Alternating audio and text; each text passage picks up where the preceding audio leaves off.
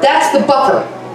So anyway, we got two guys in the middle tier. One got, because they got him drunk, they got the longbow, fake documentary people came in. They took Jerry too. They filmed them all, said, hey, tell us all about your experience. We're going to put it on a documentary. And then they used it against Greg Burleson, all of them. So Greg, they knew it was an operative for them, and they got him drunk. And he flapped his mouth, and so they used all the stuff he said against him. Now he's in prison for 86 years.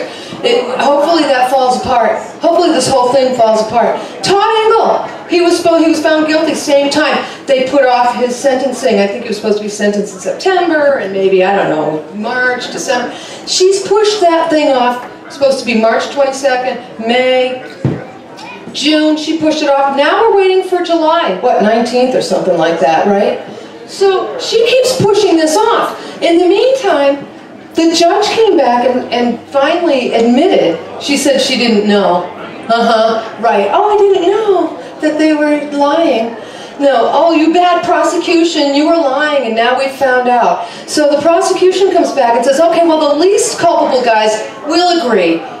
We'll let them go. We won't want to get him back to trial. We'll just do dismiss with prejudice. But the top guys, Cliven, Ryan Ammon, and Ryan Payne, we want to go back at them, Judge Navarro. So we want you to reconsider your decision. So she's been sitting on whatever she's been sitting on, and I don't know, probably drinking by the pool. Who knows what she's doing? But she's pushing it back. And does she give a damn about the people? Hell no! She doesn't care about them or us or any of us. She's trying to do a CYA. She doesn't know what to do. What's she going to do?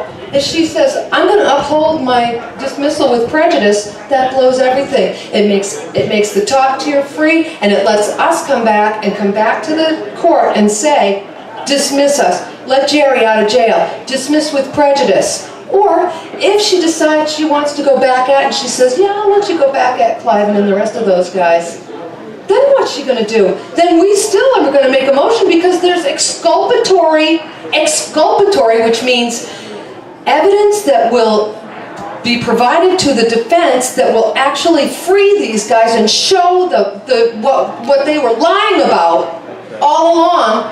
FBI people who are here, listen up. And then what do? Then we make a motion to go back to court, to go to trial, and we'll go. By God, we'll go to the Supreme Court. We will.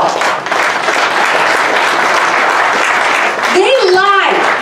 They absolutely lied, and that's their modus operandi. And if you see what they've done to General Flynn, watch what they're doing to the upper echelon people in Trump's thing. It's all the same.